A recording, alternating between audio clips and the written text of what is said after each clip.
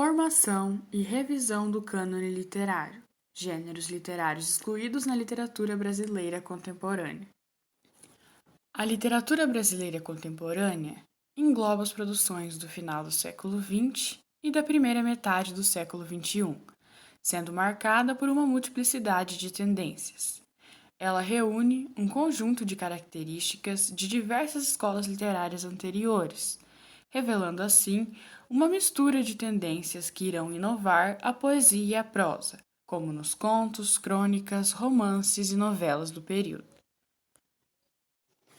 O termo literatura vem da palavra latina litera. Ao longo do tempo, a literatura adquiriu vários conceitos e discuti-la se tornou uma tarefa árdua. Ao pensarmos no conceito de literatura, logo nos vem a associação inevitável com obras que se tornaram consagradas, as chamadas obras cânones. Essa associação ideológica com relação à palavra literatura, com obras específicas da tradição literária, ofusca o verdadeiro processo social e histórico, constrói um conceito de literatura limitado e reduzido.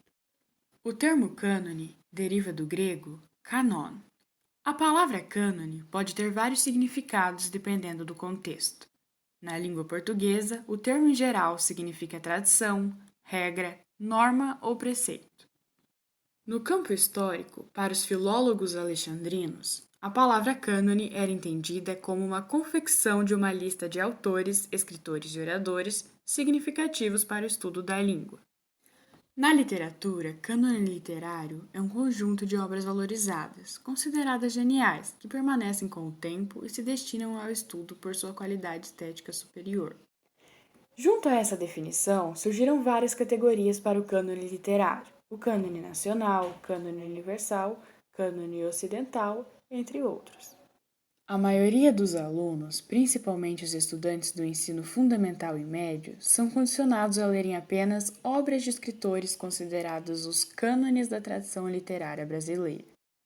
Autores como Machado de Assis, José de Alencar, Carlos Drummond de Andrade, Graciliano Ramos, Castro Alves, possuem posições privilegiadas por serem autores de obras consideradas as mais representativas da tradição literária e, portanto, cânones da literatura brasileira.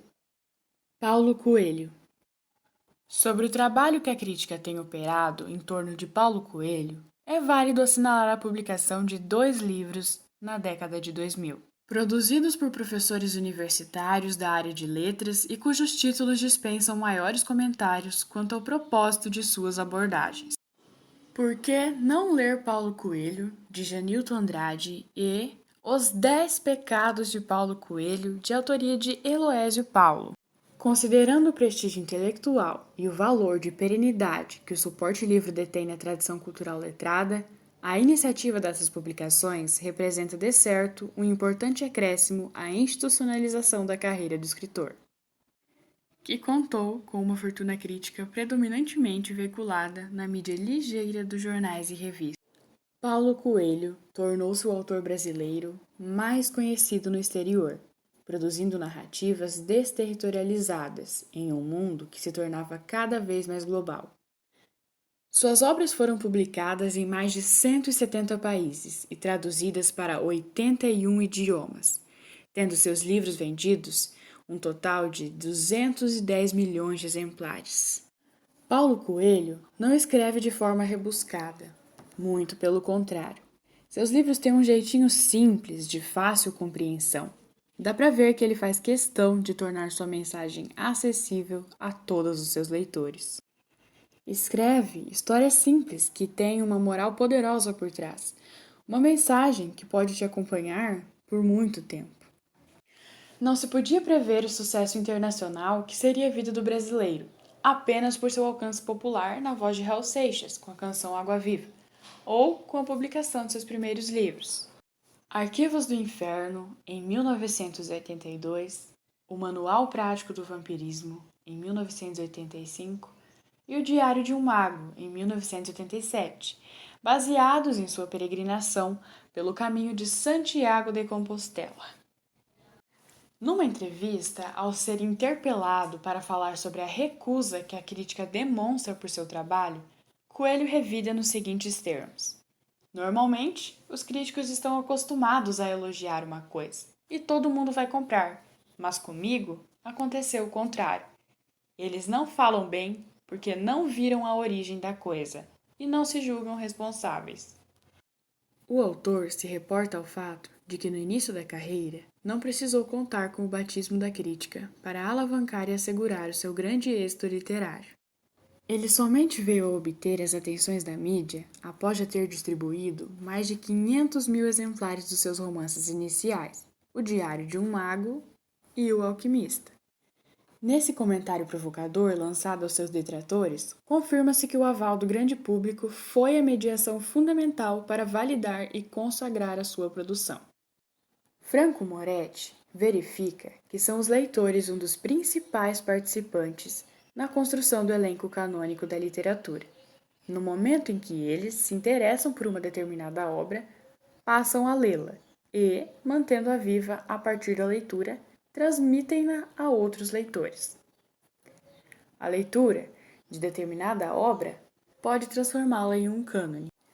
Em meio a tantos conceitos de cânone e debates sobre seus critérios de canonização, para Ítalo Calvino, crítico literário, os clássicos são livros que exercem uma influência particular quando se impõem como inesquecíveis e também se ocultam nas dobras da memória. Isto é, são obras que marcam o leitor que a lê e relê, identificando-se com a obra. YouTubers e autoajuda. O caráter emergente da escrita dos chamados YouTubers advém justamente de sua natureza atual e recente, emergindo da cybercultura. São autores de livros cuja matriz original está na internet, nos blogs ou redes sociais virtuais, levando para o livro impresso marcas muito particulares do contexto textual da própria internet. A literatura de autoajuda, conforme constatado por Lopes, é consumida também por professores, chegando a ser indicada como leitura em cursos superiores para a formação de docentes.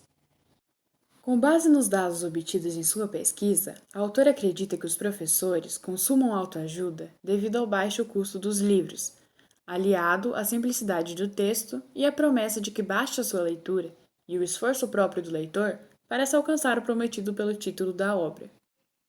Partindo do pressuposto de que a escola atue como um dos espaços privilegiados para a formação de um leitor, se espera do professor, suposto leitor mais experiente, capaz de orientar os estudantes, autonomia suficiente para escolher as suas leituras. Afinal, a expectativa é de que, entre outros saberes, seus alunos também atinjam esta competência através das aulas de literatura. Estes YouTubers acabam exercendo uma grande influência, sobretudo nas crianças. Ouvindo dois grupos de crianças de quintos anos de duas escolas públicas de Tubarão, sul de Santa Catarina, Moraes identificou que todas as crianças se referiam a eles com muita admiração. A pesquisadora considera esta reincidência como uma indicação sobre o modo como essas crianças projetam nos YouTubers um ideal de personalidade e função social.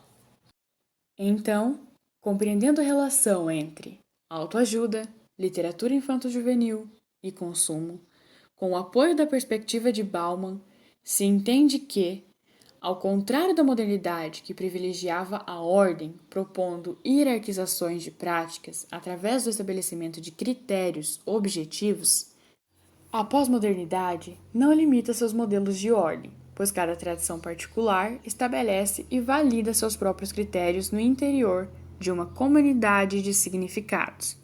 Sendo assim, o ensino de literatura é aqui entendido, de acordo com a concepção de Cândido, como uma forma de ler a sociedade em que se está inserido.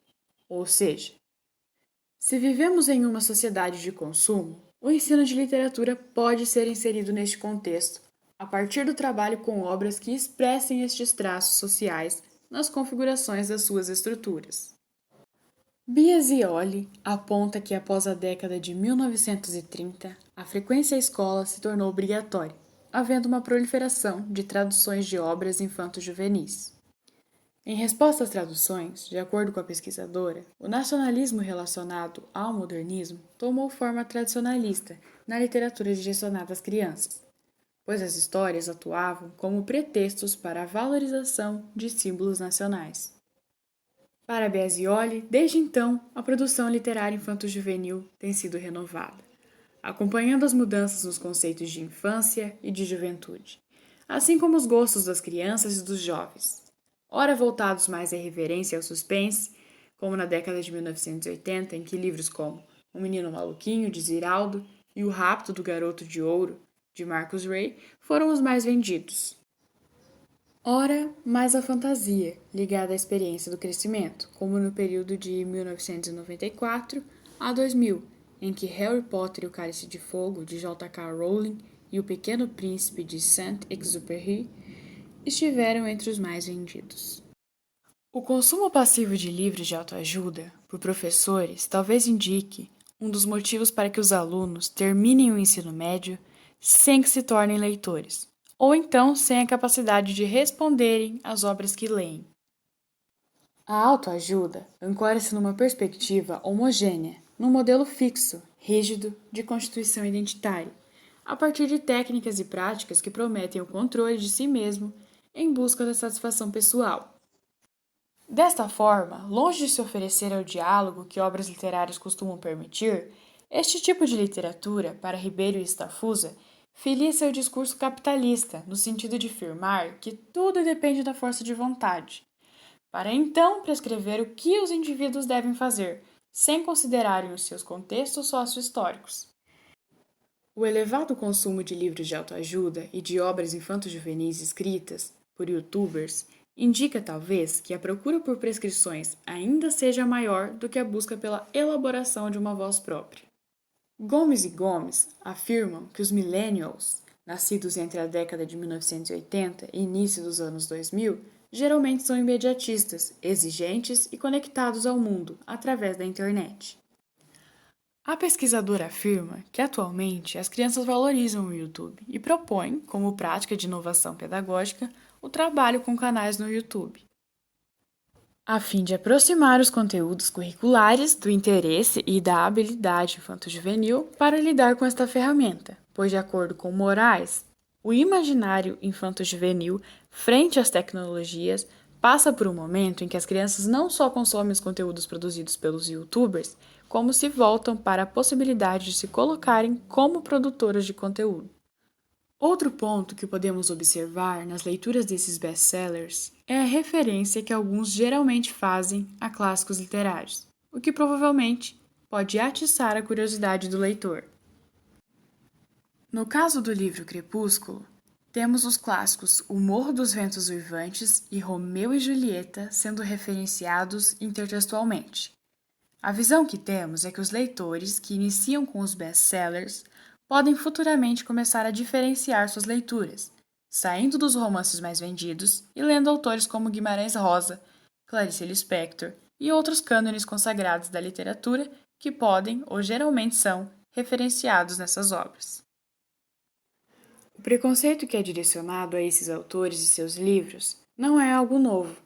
Este preconceito já foi sofrido por figuras que são de extrema importância na cultura de nosso país. Dentre eles, Machado de Assis, que não foi considerado clássico em seu tempo, e sim vulgarizado, antes de atingir a fama.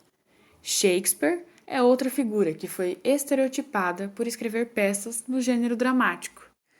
Em resumo, pode-se dizer que cânones são livros clássicos que conseguiram alcançar uma posição na história, permanecer no tempo, deixando marcas tanto pelo seu valor estético quanto pelo poder simbólico de suas temáticas, assim se tornando digno de ser estudado.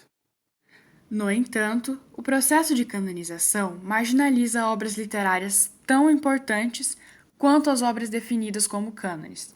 Não só as excluem de um sistema canônico de prestígio, mas também impede o reconhecimento de escritores de obras de qualidade estética igual ou superior aos cânones, em prol de critérios preconceituosos. Finalizamos assim esse tema. E caso ainda reste alguma dúvida, deixamos na descrição do vídeo o link para o Instagram que criamos, a fim de disponibilizar mais informações e quizzes sobre o tema.